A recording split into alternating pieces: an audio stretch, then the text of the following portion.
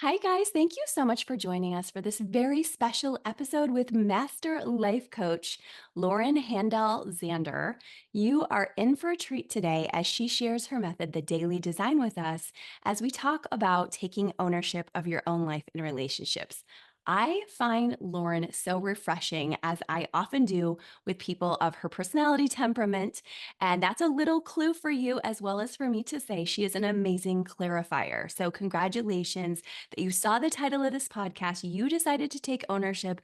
This is already a huge step of growth for you. So I'm very proud of you for being here. And before we do any announcements, I just want to say, you made the right choice. Stick around. Lauren has coached people from Ivy Leagues, has spent over 10 years coaching MIT faculty and students and staff. She has coached Dr. Mark Hyman for over 5 years that we talked about his work many times on this podcast in the area of health.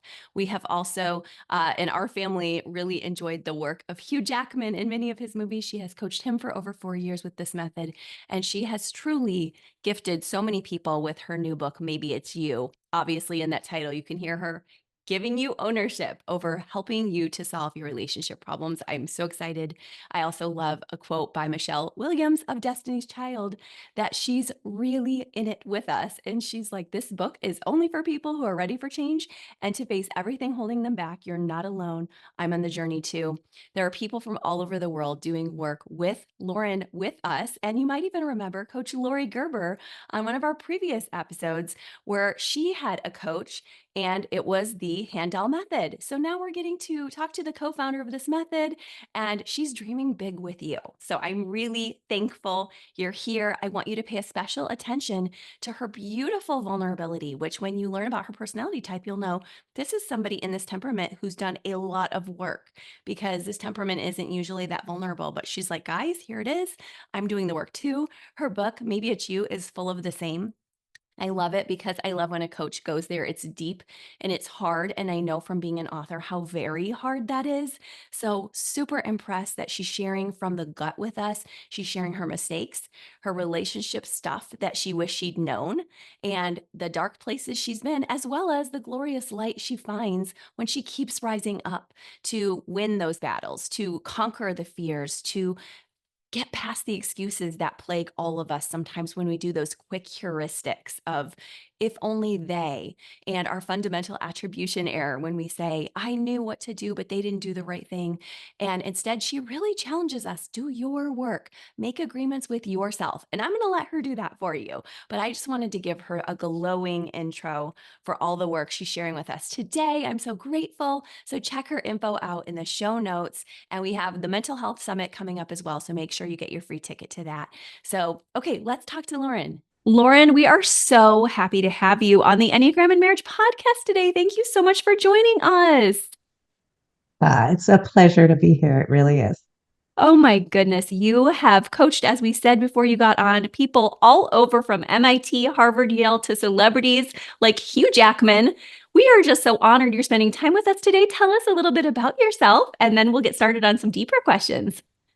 Let's see. I am in Croatia right now, Wow. Wonderful. right? That's my actual grandmother's country, so I love that you're there. No way. Yes. No way. That's beautiful.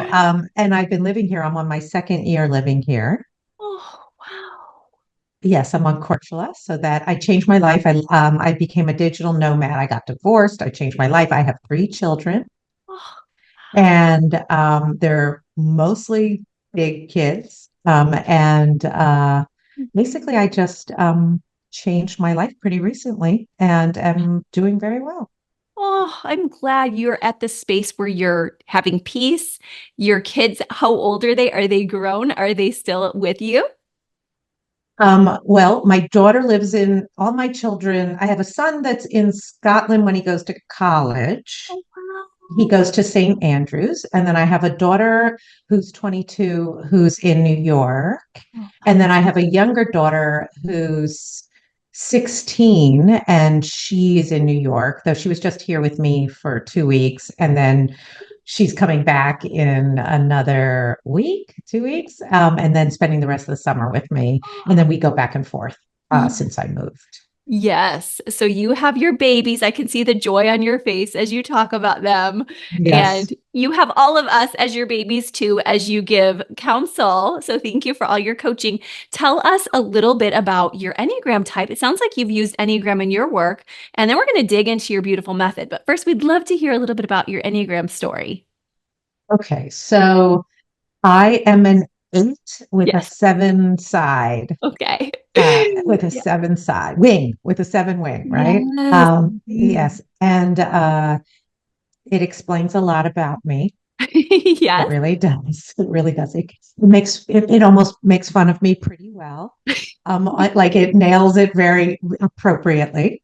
And I've been, it's like one of those fun things that I love to, because I want to know about people and I want to know their types. And so the first time I ever had to figure out my number, Mhm. I was with a CEO Mhm. of Dropbox who then Mm. handed, and was like, we have to figure this out.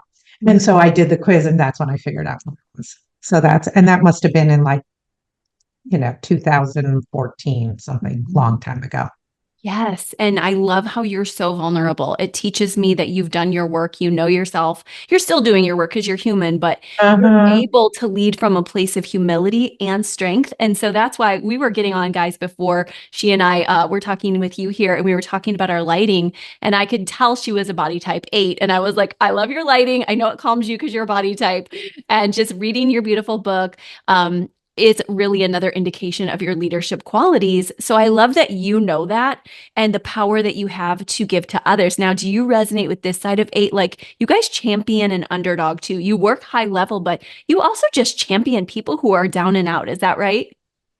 Yes, I mean my whole career I will pro bono. Mm. Yeah, so I pro bono. I've worked in inner city schools. I developed the education division, which was never about making money. Mm. So yes, Yeah. yes, and I'll pretty much coach anyone who ever sits next to me and wants anything from me. I'm Oh, very happy to. I'm really very happy to. Now, what number are you? yes, I'm a 7 and I have an 8 side, but I also really lean into that 6 side, which is the skeptic, but also the troubleshooter. So I have energy, but I think that when somebody has the 7 wing 8 or 8 wing 7, there's Hmm. such an incredible amount of energy that you guys can lead from the very top. Nothing against anyone else. We all have our unique gifts, but there's a Hmm. certain, as I said to you, as we were talking about lighting, body type of strength that comes from 8s, 9s, and 1s, where you guys can really, there's almost like this oak tree kind of strength. Like you're just Hmm. solid. Have you felt that at moments? Most of my life, Mm. and then when I got divorced and life all changed, Yes. I had to quickly figure out who I was and what I was going to be doing about everything. And Yes. again, I was very oak about. I can go with the oak one. Like I was going to Yeah. figure out how to ground myself in my new dreams. Mm, Yeah, yeah.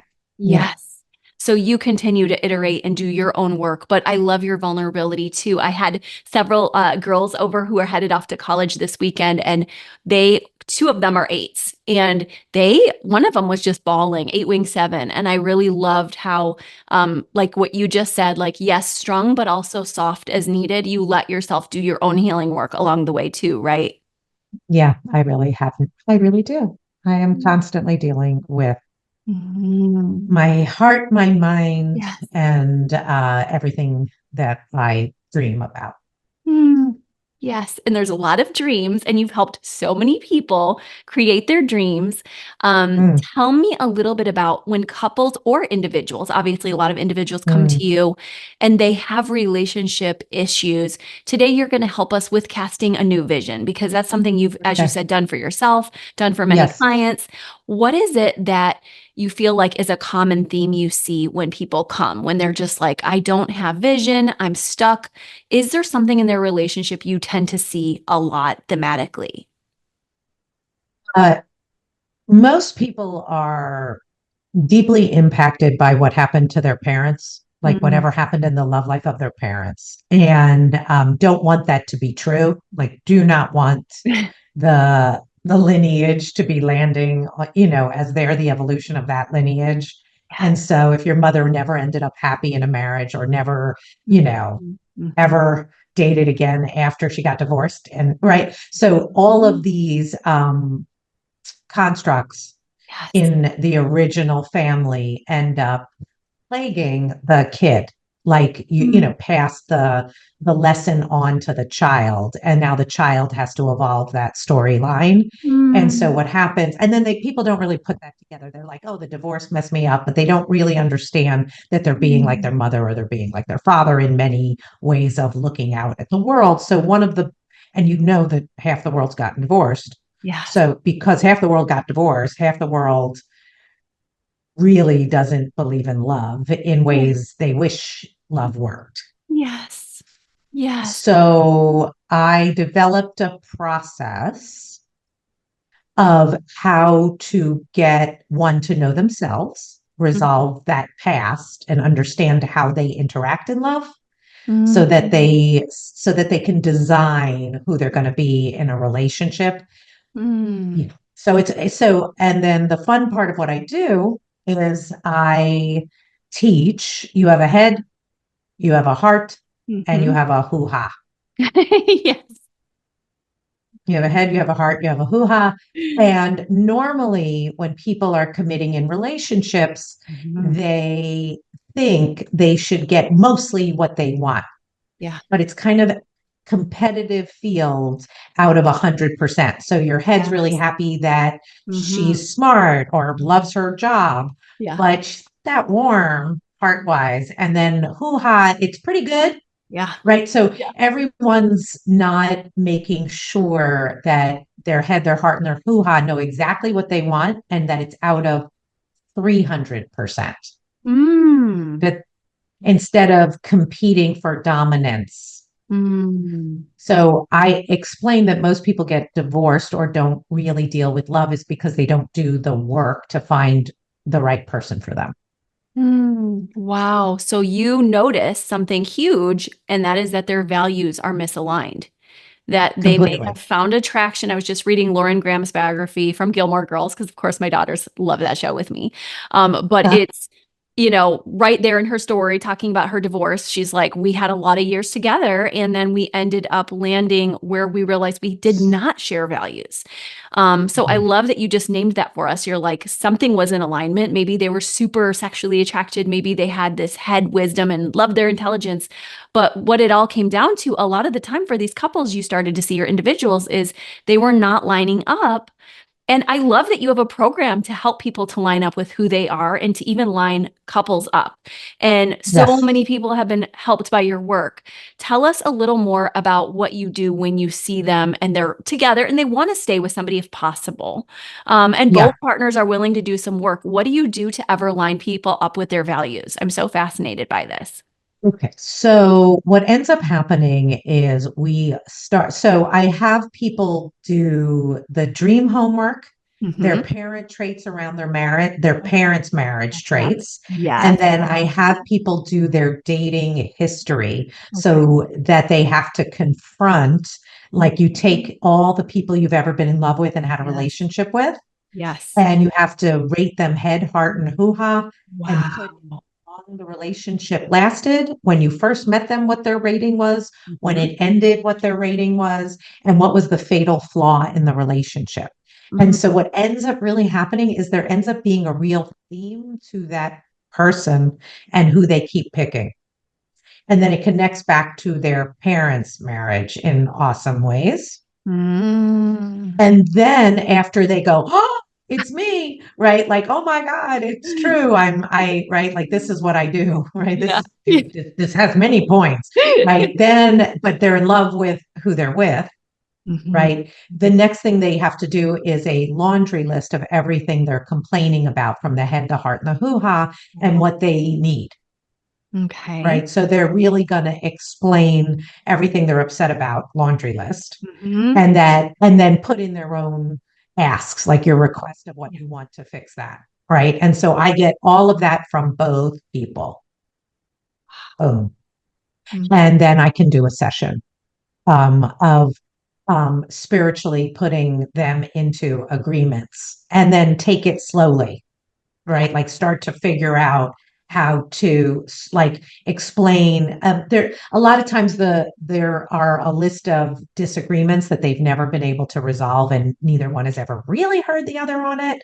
So there's like on this laundry list, there's ones that are really upsetting. Yeah. So we have to resolve what's really upsetting and come up with real solutions. Like I teach promises, right? Keeping promises, making agreements, and you would never hire me unless you wanted to keep agreements. Yes. And that model, right? I like and that. so and it's okay that it's hard to learn how to keep new agreements, but you're going to be, right? And then I put in a fun flag, like you're allowed to call flags on each other, because once you figured out how you piss each other off, you can put a flag on the play. So I make it and then there's rules about how to fight, right? You're not allowed to fight, right? So so I have a lot of process. I have a lot of process and I teach it, but really what happens is it aligns their values and makes agreements so that people really feel respected and loved. My goodness. I love it. You're really going deep with people. You're helping them to work out their attachment injuries, those deep wounds, like you said, they're going to be on that laundry list sometimes. Those parts of them that really are out of alignment that have been probably for years. I also love that you go back. And I'm not just saying this to be a reflective listener. I'm really saying this because I think that it's something a lot of coaches and counselors miss is the going back for the parent generation. So many people are just eager to say, I'm nothing like my parents. And instead, you're really inviting them to look at their dating history and their own parents. Do you get a lot of aha moments from people when they see that about their partner and they can kind of own it? It's critical.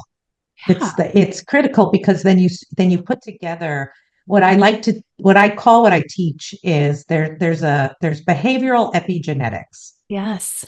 Okay, which is you're not just all your behaviors are passing on, Right. right? And I like to call behavioral epigenetics spiritual epigenetics. Yeah. That your soul gets all the lessons from your parents, and whether they learned it or not, coming to a theater near you in the area of your career and your body and your love life and everything about you was passed to you to this. You're the next generation, right? And so I connect those dots seriously, Oh, right? So, and you're evolving your parents, yes. And you're right? spiritually helping them because I know that you have some spiritual roots as well in the Jewish traditions. And I know from reading my Old Testament that we really see a lot of, hey, this is generational. There are pieces carried forward. And I'm so glad we're seeing the science behind epigenetics now. And I love that you're bringing that to people who just have no idea. Yes, they don't need to even know it. No. It's just about to go. Like I am going to be waking up, connecting the dots to generations. Right. That because I also think it's the coolest thing ever is that our blood dates back to the beginning of time, and that we're here, Yes. and love and careers and contribution and my kids and everything. The more I'm aware, the more they'll be aware, and the more they can do better than me or how they want or how they would like. Yes. And I love that you know that we're all on this system together, this journey, and you want the next gen to be healthier. And you want that for your clients too. You want to get them far as they want to go. But you're also saying your next generations beyond you will have had this resolved so that you don't have to keep every generation carrying it. Oh my gosh. Thank you for doing this work in this crazy world. Right? Right? Exactly. Yes. So couples who are interested, of course, we're going to share your info too, but tell us a little bit about what made you passionate. I know you've been helping people like me since you were a kid. What do you feel like just made you want to help people find their values together, find their core selves? Was this because of your own process when you did this for yourself? No. I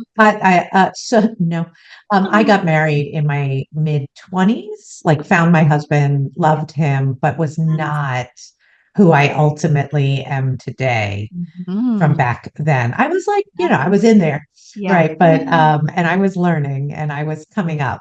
But so the process that I developed happened because I was working with people. That's how I did it. I actually never studied. Yeah. I did the job, and then in order to help someone find love, I had to figure out what was wrong or what I was connecting so that they could truly find the love of their life. And then I really do Mm. believe in soulmates, Yeah. which may or may not be that popular these days, but Yeah. I want to help people find their soulmate, and I believe in that. And I love love, right? I Mm. love love, and I love teaching people, Yeah. their best evolution they're ever going to have is in love, Yeah. Oh, that's, right? yeah, you just named that it isn't just about you. You're like, this isn't because I always have the perfect answer for myself. This is my calling in life is to bring people to their soulmate. And you're telling us that there's hope if they're out there listening right now and they want a relationship, that you're just reminding them, don't settle, right? Never like the opposite. Oh. So it's the three H's, and then there's the fourth H, which is hunt. Your head, your heart, your Mm. hoo-ha, and hunt. And then if you Mm. wanted, and I compare it to like if you wanted the best apartment, Mhm. you would not be surprised how much work it would take to find that apartment, That's right. right? Like Mm. you have to hunt. It doesn't mean you're desperate. It Right. means you know what you want. And you have to know what you want also, Yeah. right? And you have to be willing to not have it Mhm. while you're searching for it, Yes. right? It's Mhm. because most people will settle and think that, who are they to get everything they want, right? Mm. Like that's an idealist, right? Like you're crazy, Right. right? To really, and I do go, you're not going to get 300 out of 300%. Like Yeah. you're not going to get Yeah. everything, Yes. but you're going to get much more Mm. than you were planning, right? Mm. Because usually people do 2 out of 3. Mm. Mm. And my line is that most people end up getting divorced and they know what they're going to end up getting divorced over because Wow. they're already fighting about it before they head down the aisle. Right. Yeah. And they're like, if we get married, maybe that'll prove that we're Mm. meant to be together. And then they, Mm. at some point they're like, oh, forever. It's Yes. really long. Oh, Right.